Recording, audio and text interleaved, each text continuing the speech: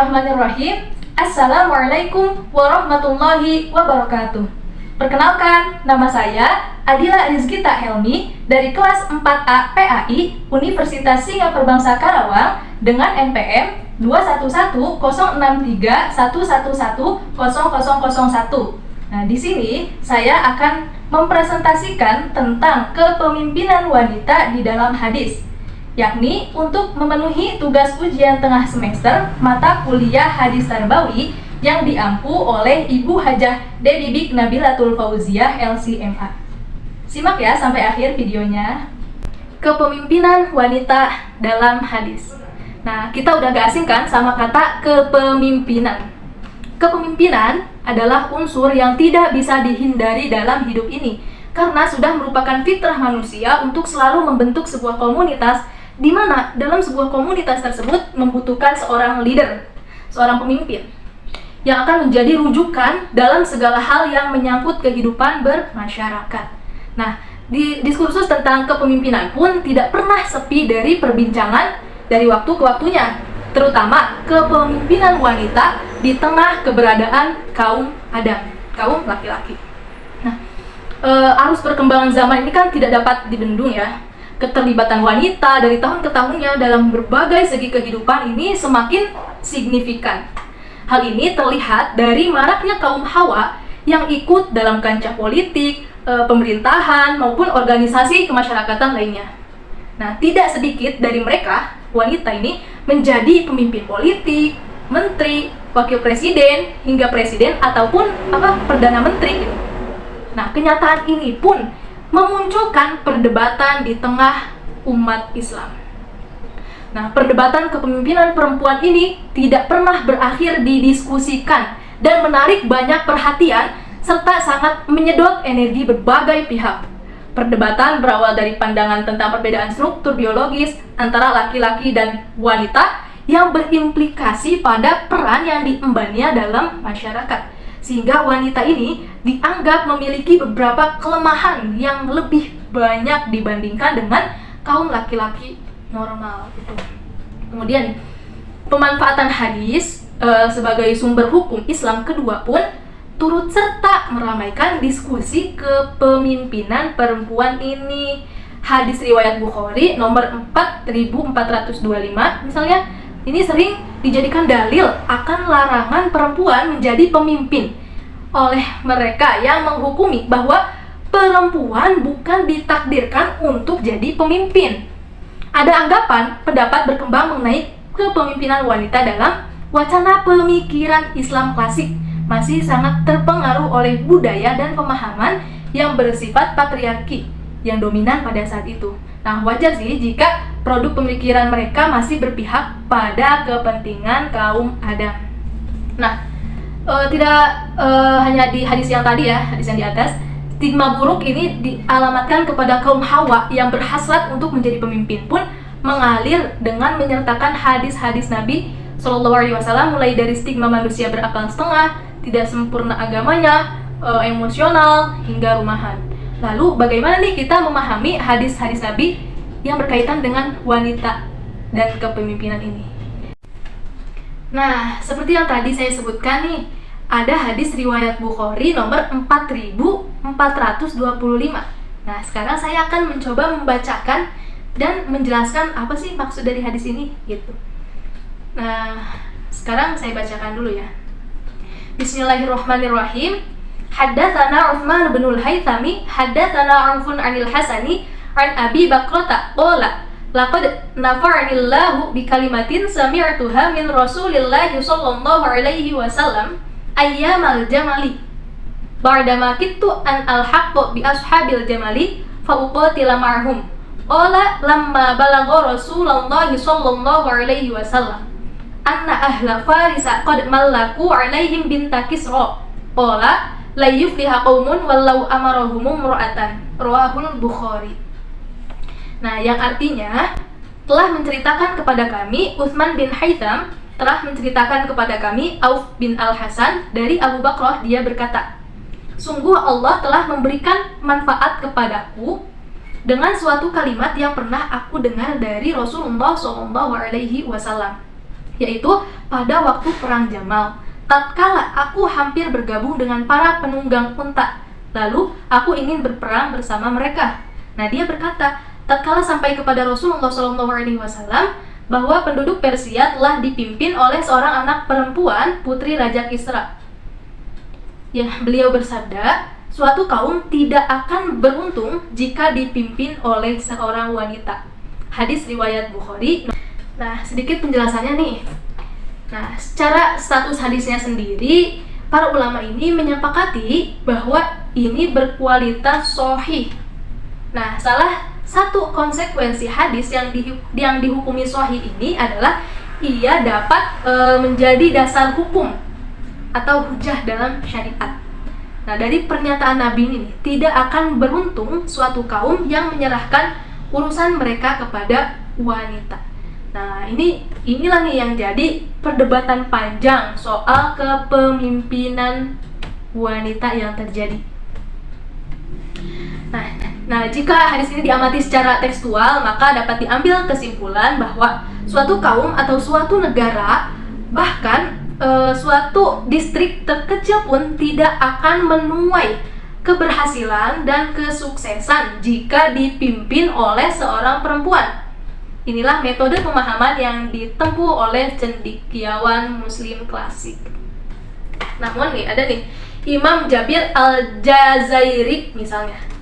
Beliau adalah salah satu cendekiawan Muslim yang menempuh metode yang digunakan oleh mayoritas cendekiawan Muslim klasik, yaitu memahami hadis tersebut dengan metode tekstual. Nah, Imam Al-Jazairi ini menuliskan dalam salah satu kitabnya yang bertajuk Uddat wa Ubar min Ahadithi Sayyidi Al-Bashar. Setidaknya ada beberapa poin nih yang bisa diambil dari hadis tersebut. Yang pertama, hadis tersebut menerangkan tentang kaum Persia yang beragama Majusi yang mempunyai seorang raja yang bernama Kisra. Ketika Kisra meninggal, tahtanya pun berpindah kepada anak perempuannya yang bernama Buaran binti Sarawaih. Nah, ketika masa kepemimpinan Buaran ini, Persia mengalami kemunduran yang sangat pesat, bahkan mengalami kehancuran. Nah, itu bukti yang pertama kalau perempuan tuh kalau suatu ini dipimpin sama perempuan akan mengalami kemunduran. Ini contoh yang pertamanya nih. Terus yang kedua, apa rahasia dibalik dilarangnya seorang perempuan menjadi seorang pemimpin? Nah, rahasia dibalik dilarangnya seorang perempuan menjadi pemimpin adalah karena seorang perempuan adalah sosok yang lemah dan mempunyai beberapa kekurangan. Nah, Rasulullah ini telah mengisyaratkan bahwa perempuan mempunyai beberapa kekurangan, yaitu kekurangan dalam aspek akal dan agama. Nah, sebagaimana Rasulullah SAW bersabda, "Ma ra'aitu min naqisati aqlin wa dinin adhaba li rubbi rajulil hazimi min ihdakunna." Yang artinya, tidaklah aku pernah melihat orang yang kurang akal dan agamanya sehingga dapat menggoyangkan laki-laki yang teguh selain salah satu di antara kalian, wahai wanita. Hadis riwayat Bukhari nomor 304. Nah, cendekiawan Muslim berbeda pendapat dalam perempuan yang menjadi pemimpin atau menjadi seorang hakim. Nah, pendapat pertama mengatakan bahwa seorang perempuan tidak berhak untuk menjadi pemimpin atau menjadi seorang hakim. Nah, pendapat ini didasarkan terhadap hadis yang diriwayatkan Imam Bukhari di atas yang tadi ini. Nah, ini merupakan pendapat yang diusung oleh mayoritas ulama klasik, yaitu Imam Syafi'i, Imam Maliki, dan Imam Ahmad. Nah, boleh yang kedua nih. Boleh secara mutlak, maksudnya perempuan boleh menjadi pemimpin atau seorang hakim dalam semua ranah hukum, baik ranah akwal asyasiyah, hukum keluarga, ataupun hukum jinayat atau pidana. Ini merupakan pendapat Ibnu Jarir. Terus yang ketiga nih, wanita boleh menjadi pemimpin atau seorang hakim di dalam ranah yang dimana dalam ranah tersebut persaksiannya diterima, yaitu pada ranah akwal asyasiyah, yaitu hukum keluarga. Wanita tidak boleh menguasai hukum yang berhubungan hukum jinayat atau pidana. Nah, ini merupakan pendapat Imam Abu Hanifah. Nah, dari hadis ini para ulama bersepakat bahwa syarat al-imam al-azam atau kepala negara ataupun presiden itu haruslah laki-laki. Ini Al-Baghawi mengatakan dalam Syarhus Sunnah pada bab terlarangnya wanita sebagai pemimpin. Jadi nih, Para ulama ini sepakat bahwa wanita ini tidak boleh jadi pemimpin ataupun juga hakim. Alasannya karena pemimpin harus memimpin jihad, begitu juga seorang pemimpin negara haruslah menyelesaikan urusan kaum muslimin, seorang hakim haruslah bisa menyelesaikan sengketa, sedangkan wanita adalah aurat katanya. Tidak diperkenankan berhias apalagi keluar rumah. Wanita ini lemah katanya, tidak mampu menyelesaikan setiap urusan karena mereka kurang akal dan agamanya. Nah, karena kepemimpinan dan masalah ini adalah memutuskan suatu perkara, yaitu tanggung jawab yang begitu penting gitu ya. Oleh karena itu yang menyelesaikannya adalah orang yang tidak memiliki kekurangan seperti wanita, yaitu kaum prialah yang pantas menyelesaikannya. Nah, itu tadi beberapa pendapat nih tentang hadis yang tadi, hadis Bukhari tadi. Nah, lalu di mana sih kepemimpinan wanita ini harusnya? Nah, wanita hanya diperbolehkan menjadi pemimpin di rumahnya, itu pun di bawah pengawasan suaminya atau orang yang sederajat dengannya. Mereka memimpin dalam hal yang khusus, yaitu terutama memelihara diri, mendidik anak, dan memelihara harta suami yang ada di rumah. Nah, tujuan dari ini semua adalah agar semua perbaikan keluarga teratasi oleh wanita, sedangkan perbaikan masyarakat nantinya akan dilakukan oleh kaum laki-laki. Rasulullah SAW bersabda, "Wal mar'atu fi baiti zawjiha ra'iyatun wa hiya mas'ulatun an ra'iyatiha." Dan wanita menjadi pemimpin di rumah suaminya. Dia akan dimintai pertanggungjawaban mengenai orang yang diurusnya. Hadis riwayat Bukhari nomor 2409. Tapi ada lagi nih pendapat yang lain. Nah, sebenarnya pemahaman tekstual seperti ini tidak selamanya benar, apalagi memahaminya tidak mempertimbangkan dimensi waktu dan ruang yang bisa membuat suatu hukum itu berubah. Sebagaimana kaidah usul fikih, la yunkaru taghayyurul ahkami bi taghayyuril azmani wal amkinati. Yang artinya, tidak bisa dipungkiri perubahan hukum bisa terjadi karena perubahan waktu dan tempat. Nah, dengan menggunakan pendekatan di atas dapat disimpulkan bahwa tidak ada dalil yang merupakan nas untuk melarang perempuan menjadi pemimpin, baik menjadi hakim, camat, direktur sekolah, lurah, dan lain sebagainya. Nah, laki-laki mukmin dan perempuan mukminat mempunyai kewajiban yang sama untuk menegakkan amar ma'ruf nahi munkar. Nah, sebagaimana firman Allah dalam Quran surat At-Taubah ayat 71 yang berbunyi, "Dan orang-orang yang beriman, laki-laki dan perempuan, sebagian mereka adalah menjadi penolong bagi sebagian yang lain. Mereka menyuruh mengerjakan yang ma'ruf, mencegah dari yang munkar, mendirikan sholat, menunaikan zakat, dan mereka taat kepada Allah dan Rasul-Nya. Mereka itu akan diberi rahmat oleh Allah. Sesungguhnya Allah Maha Perkasa lagi Maha Bijaksana." Quran surat At-Taubah. Tentang wanita dan laki-laki ini mempunyai kewajiban yang sama untuk menegakkan amar ma'ruf nahi munkar. Kemudian ada kewajiban lain, yaitu melakukan amal solih, sebagaimana firman Allah dalam Quran surat An-Nisa ayat 124 yang artinya, barang siapa yang mengerjakan amal-amal soleh, baik laki-laki maupun wanita, sedang ia orang yang beriman, maka mereka itu masuk ke dalam surga dan mereka tidak dianiaya walau sedikit pun. Quran surat An-Nisa ayat 124. Nah, kesimpulannya adalah laki-laki dan perempuan mempunyai peluang yang sama untuk melakukan kebaikan atau amal soleh, karena keduanya bertanggung jawab untuk memerintahkan kebajikan dan mencegah kemungkaran. Hanya saja keterlibatan seorang perempuan dalam ranah publik atau menjadi pemimpin terlebih dahulu harus diperhatikan dan melaksanakan kewajiban yang dibebankan kepadanya. Nah, perlu dipahami juga amal soleh bukan hanya ada dalam ranah publik. Amal soleh juga harus dipahami sebagai amalan yang sesuai atau pantas untuk dilakukan oleh individu berdasarkan peran dan posisi yang terdapat pada dirinya. Nah, jika peran tersebut telah dilakukan, bolehlah seseorang melakukan pekerjaan lain dengan tetap memperhatikan aturan dan norma agama Islam.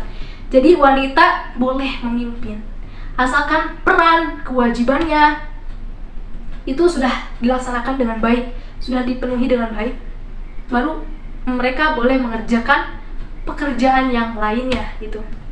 Nah, adapun nilai pendidikannya yang dapat diambil dari hadis ini yaitu mengajarkan tentang tanggung jawab dan keinginan ataupun semangat tinggi menjadi wanita berpendidikan yang mau belajar lebih maju dan lebih bermanfaat untuk bisa memajukan nusa, bangsa, dan negara. Nah, pada konteks ini melaksanakan kewajiban dan tanggung jawabnya sebagai wanita memang lebih utama. dari pekerjaan yang lain, apalagi menjadi pemimpin, seorang pemimpin.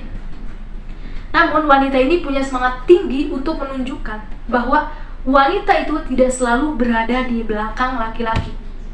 Wanita ini bisa lebih berprestasi, bisa menjadi wanita berpendidikan yang mampu juga menjadi garda terdepan. Mungkin cukup sekian presentasi dari saya, kurang lebihnya mohon maaf. Wassalamualaikum warahmatullahi wabarakatuh.